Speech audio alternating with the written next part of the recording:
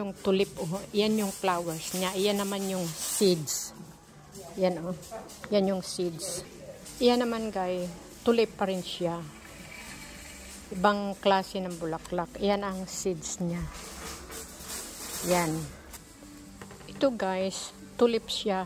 Light yellow. Yan ang flower niya. At iyan naman ang seeds. Ang daming mga tulips, iba't ibang klase, iba't ibang seeds. Iyan naman, guys, ibang tulips na naman siya. At ang seeds niya, guys, di ba ang ganda, no? Yellow. Yan ang seeds niya. Yan, guys, oh, yan ang tulips na yan, maliliit. May red sa gitna. Kaya lang, guys, ubos na yung seeds niya. Ayan, oh, empty na. Mukhang sellable siya. Madaling mabenta. Pero ang ganda, guys, oh. Ayan din, guys, oh. Tulip pa rin siya. Ayan sa picture, oh. Ang ganda niya, guys. Siguro mabenta siya. Ito, empty na naman. Naubos siya. Sellable.